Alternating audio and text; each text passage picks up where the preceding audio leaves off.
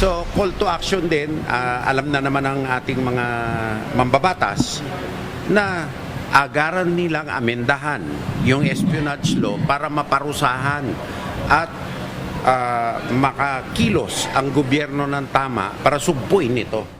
Amendahan ng umiiral na espionage law.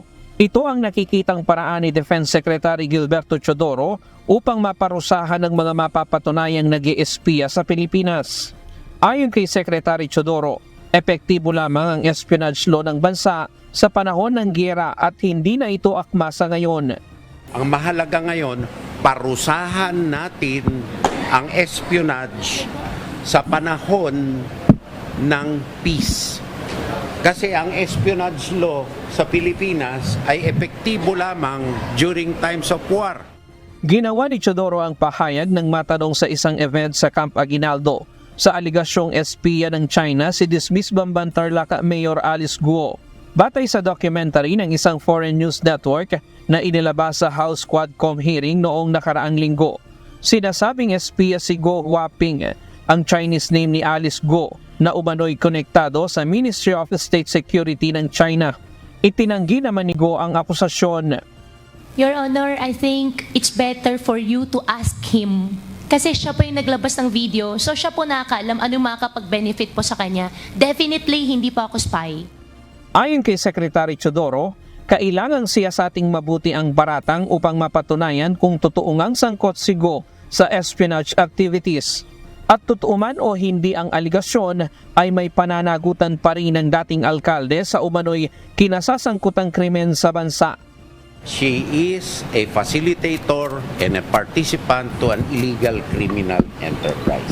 Whether or not she's a spy, that is something yet to be determined with finality by the proper authorities. But whether or not she is a spy, she's a Chinese national who engaged in that kind of activity here in this country.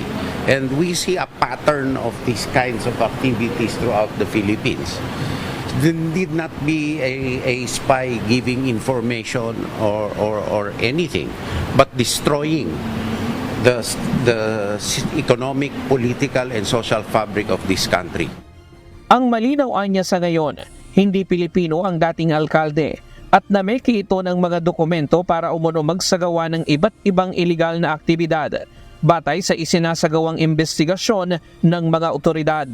Hinimok rin ng kalihim ang mga lokal na pamahalaan na maging maingat sa pagbibigay ng business permit at magduda kung may red flags gaya ng malalaking gusali sa isang lugar at panaydayuhan ng tauhan.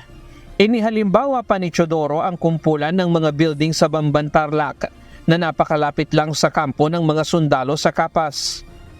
But then again, it is curious that a 32-building complex was operating within 2 minutes flying time away from the trade dock and the light armor division. And all the authorities should have been aware of this at that time, particularly the local authorities.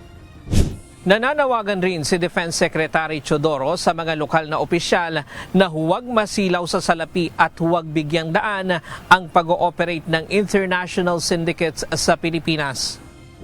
Of course, kasi maraming mga offers na magtatayo ng negosyo, magtatayo ng ganito, dapat siya sa atin nilang mabuti kung sino ang nag-o-offer at kung ano ang tunay na pakay. Alam mo, wala negosyo na quick cash. Wala yon, hindi pang matagalan yon. Si Guo ay nahaharap ngayon sa iba't ibang kaso kaugnay ng umano'y pagkakasangkot niya sa iligal na operasyon ng Pogo sa Bamban-Tarlac. Ryan Lacanlale, UNTV News and Rescue. Diyos ang aming sandigan, serbisyo publiko ang aming pinahahalagahan.